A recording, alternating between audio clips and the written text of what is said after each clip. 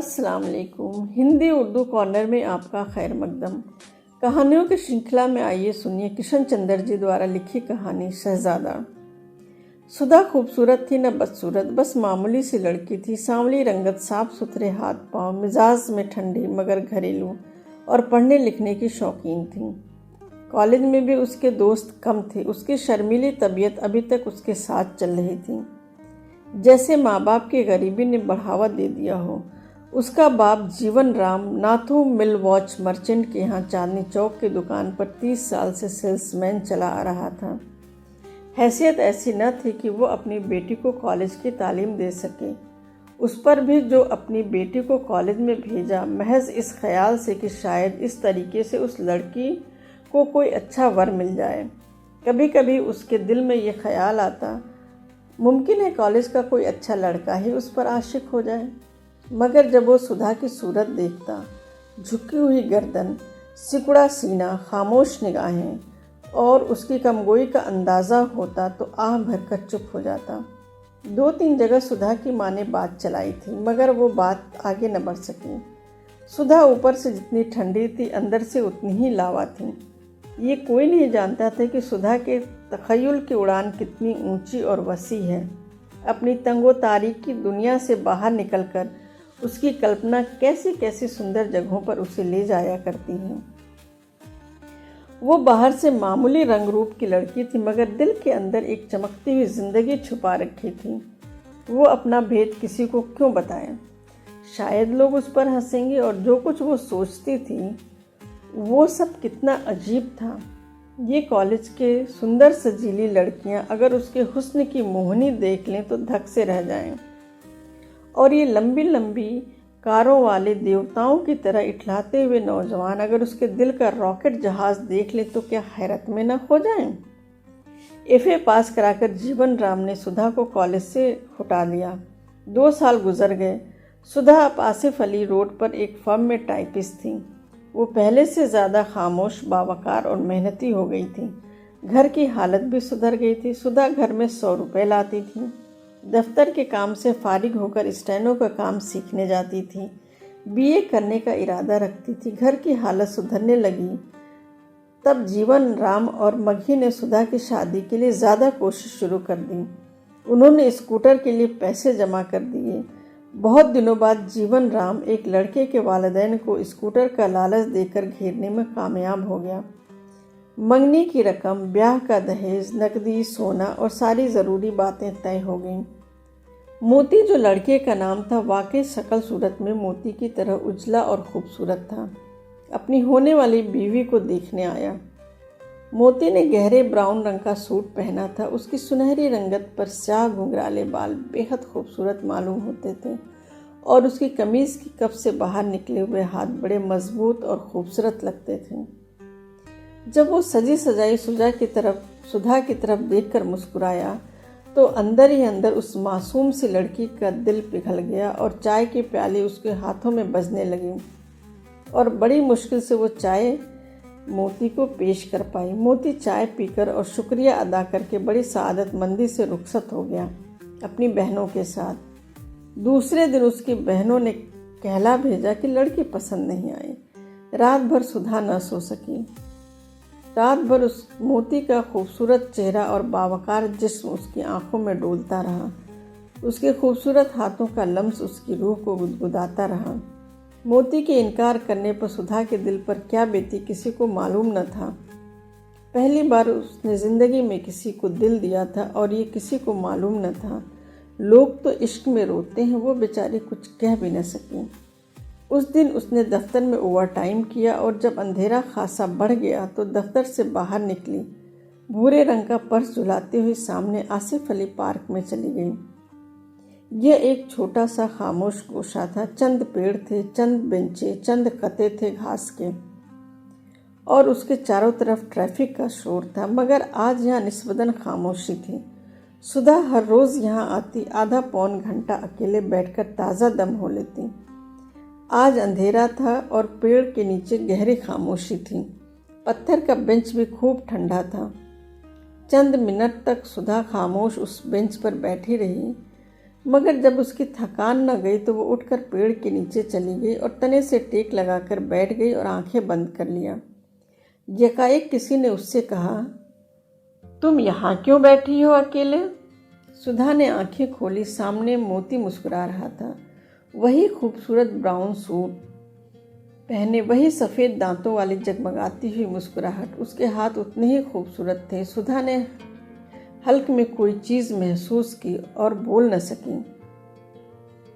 मोती सुधा के करीब आ गया और उसने आहिस्ते से पूछा, तुम्हें मेरे इनकार पर गुस्सा आ रहा है ना? सुधा ने आहिस्ते से सर हिलाया। उसकी आंखों में आंसू आ गए। बहुत बुरा लग रहा है ना?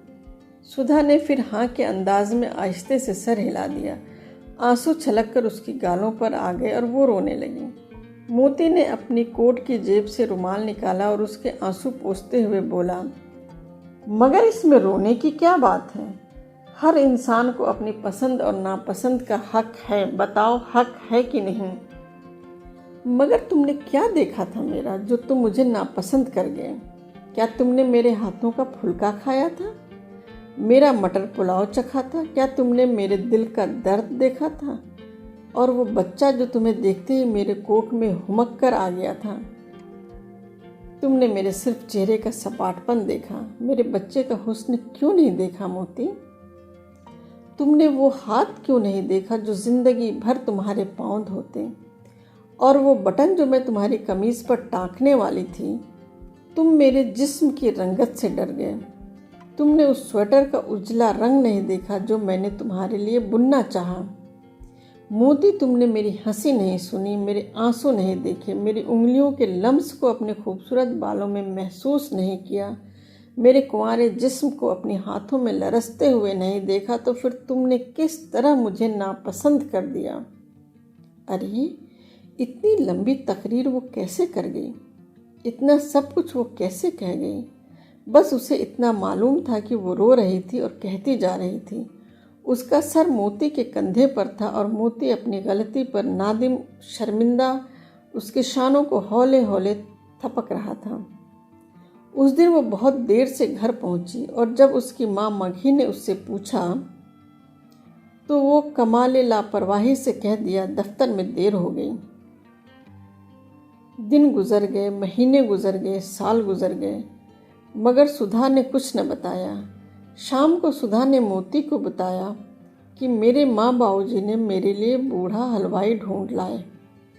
फिर मोती ने हंसकर पूछा। मैंने साफ इनकार कर दिया। तुमने इनकार क्यों कर दिया पगली? शादी कर लेती तो जिंदगी भर आराम से बैठी मिठाई खाती और तुम्हें छोड़ देती। सुधा ने प्यार भरे गुस्से से मोती की तरफ देखकर कहा। मैंने भी तो तुमसे शादी नहीं की, मोती ने उसकी कमर में हाथ डालते हुए कहा। तो क्या हुआ? सुधा उसके गाल को अपने गाल से सहलाती हुई बोली। तुम मेरे पास तो हो, शादी से भी ज़्यादा मेरे पास, हर वक्त मेरी मुट्ठी में गोया। मोती हंसकर बोला, ये तो सही है, मैं बिल्कुल तुम्हारी मुट्ठी में हूँ, जब चाहो बुला लो। शुरू में तो तुम ऐसे न थे। सुधा मोती की तरफ चंचल निगाहों से देखकर बोली। शुरू में तो बड़ी मुश्किल से मेरे पास आया करते थे। शुरू में ऐसा प्यार भी तो न था और किसी के दिल को समझते हुए देर भी तो लगती है। मोती ने सुधा के कानों में सरगोशी की और सुधा की आंखें शिद्दत एहसास से बंद होने लगीं। कल कहाँ मिलोगे? जहाँ तुम कहो, लवर्स लेन में। फिर सुधा खुद बोली, कल पिक्चर देखेंगे, वसंत सिनेमा में बहुत अच्छी पिक्चर लगी है, मैंने 2 टिकट खरीद ली हैं। तुम ठीक 5:45 बजे पहुंच जाना। मगर मोती नहीं आया। जब हाल की रोशनियां गुल हो गईं तो सुधा ने मोती का हाथ अपने हाथ में महसूस किया। वो अंधेरे में चुपके से आकर साथ वाली सीट पर बैठ गया। सुधा ने उसके हाथ को दबाते हुए कहा, बड़ी राह दिखाते हो। सॉरी। मोती के लहजे में मलामत थी। अब बातें करने का लम्हा नहीं था। वो महसूस कर सकती थी कि मोती का हाथ उसके हाथ में था। थोड़ी देर बाद उसने अपना सर उसके शाने पर रख दिया। मोती सरगोशी में कहा, मेरे कंधे पर रखकर तुम्हें क्या दिखता है? तस्वीर तो न नज़र आती होगी।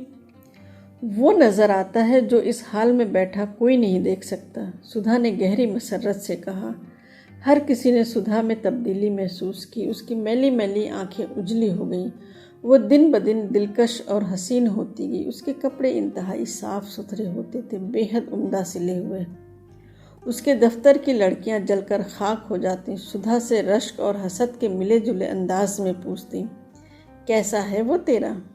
गोरा रंग है, बाल घुंघराले हैं, हंसता है तो मोती झड़ते हैं। सुधा जवाब देती, क्या तनख्वाह लेता है? 1200। 1200? लड़कियां चीख कर पूछती, 1200 तो हमारे फर्म मैनेजर की तनख्वाह है। वो भी एक फर्म में मैनेजर है। सुधा जवाब देती, अरे हमें दिखाएगी नहीं, बस एक बार दिखा दे, हम देख तो ले कैसा है तुम्हारा वो। दिखा भी दूंगी, कहो तो दफ्तर में बुलाकर दिखा दूं। सुधा का बूढ़ा बाप कुड़ कर मर गया क्योंकि सुधा शादी न कर सकी। अगले चंद सालों में सुधा के भाइयों की शादियां हो गई। वो लोग अपनी अपनी बीवियां लेकर अपने ठिकानों पर चले गए। फिर उसकी छोटी बहन दीजे की भी शादी हो गई। उसकी माँ अपनी बड़ी बेटी के कुंवारेपन के गम में सुलग सुलग कर मर गई। सुधा इस गम में अकेली रह गई। चंद माह बाद उसने वो घर छोड़ दिया और सिविल लाइन के एक उम्दा मकान की दूसरी मंजिल में 2 कमरे लेकर पेइंग गेस्ट के तौर पर रहने लगी। अब वो 35 बरस की हो चुकी थी। बड़ी मुश्किल से 30 बरस की मालूम होती। उसके होठों पर हर वक्त मुस्कुराहट खेलती रहती, आंखों में खुशियों के साए नाचते रहते। वो पहले से ज़्यादा संजीदा और बावकार हो गई थी। वो स्टेनो भी हो गई थी, उसकी तनख्वाह भी बढ़ गई थी और किताबें पढ़ने का शौक़ भी। अब वो खुशहाल और आरामदेह और सुकून आमेज़ ज़िंदगी बसर कर रही थी। कई साल से वो अपनी मांग में सिंदूर भरती, माथे पर सुहाग की बिदिया सजाती। लोगों को ये तो न मालूम था कि उसकी शादी कहाँ हुई है और कौन उसका खाविंद है, मगर लोग इतना जानते थे कि कोई उसका है जिसके साथ वो अपनी शामें गुजारती है। बल्कि लोग यहाँ तक कहते सुने गए थे, कोई भी हो, उनकी कोई भी वजह हो, उन दोनों में शादी नहीं हुई, मगर वो दोनों हर शाम की तन्हाइयों में मिलते हैं। जब दुनिया सो जाती है तब कोई सुधा के यहाँ आता है, हौले से दरवाज़ा खटखटाता है और खामोशी से अंदर आ जाता है। लोगों ने तो उसे देखा नहीं, मगर लोगों का ख्याल यही है। वो सुधा से कुछ कहते भी नहीं, क्योंकि सुधा अब एक संजीदा और बावकार औरत बन चुकी थी। जिसके माथे पर सिंदूर का ये बड़ा टीका जगमगाता हो, उसे कोई क्या कह सकता है। वो शाम सुधा की 40वीं सालगिरह की शाम थी। वो कई वजह से सुधा को नहीं भूलती। सुधा मोती को मथुरा रोड के जापानी गार्डन में ले गई थी। वो अब भी उसी तरह खूबसूरत है जैसे जवानी में था। वो अब भी हर रोज़ उसी ब्राउन सूट में आकर सुधा से मिलता और सुधा का हुक्म यही था। उसे देखकर ये गुमान होता कि मोती पर जिंदगी के बहाव ने और वक्त के घाव ने ज़्यादा निशान नहीं छोड़े। सिर्फ कनपटियों पे सफ़ेद बाल आ गए थे जो इस सूरत को और भी बावकार बनाते थे, वरना इसके अलावा उसकी सूरत शक्ल में, किरदार में किसी तरह का फ़र्क न आया। वो पहले ही की तरह इतना हसीन, दिलकश और दिलनवाज था कि उसे देखते ही सुधा के दिल में ख़तरे की घंटियाँ बजने लगती। इतना वक्त गुजर जाने के बाद आज भी उसे देखकर सुधा का दिल इतने ज़ोर ज़ोर से धक धक करने लगता जितना कि पहले रोज़। मैं सोच रही थी, सुधा हौले से बोली, तुमसे शादी न करके मैंने क्या खोया है? क्या कोई शाम ऐसी थी जब मैंने तुम्हारे साथ न गुजारी हो? सोचो तो, कहाँ कहाँ हम नहीं गए। जहाँ जहाँ मैंने तुम्हें बुलाया, क्या तुम वहाँ नहीं पहुँचे? जिस वक्त भी बुलाया, क्या उसी वक्त सब काम छोड़कर तुम नहीं आए? अगर शादी का नाम रिफाकत है तो वो मुझे हासिल है। फिर ये सोचो कि इस तवील रिफाकत में मेरा तुम्हारा एक बार भी झगड़ा नहीं हुआ। मैंने तुम्हें हमेशा मेहरबान और मुस्कुराते हुए पाया। जब मेरे हाथों को तुम्हारे हाथों की ज़रूरत हुई, उसके लम्स की गर्मी मैंने अपने जिस्म के रोए रोए में महसूस की। तुम्हारी फूल मेरे जुल्फ़ों में रहे, तुम्हारे बोसे मेरे होठों पर, तुम्हारी वफ़ा मेरे दिल में। क्या कोई औरत मोहब्बत में इससे ज़्यादा पा सकती है?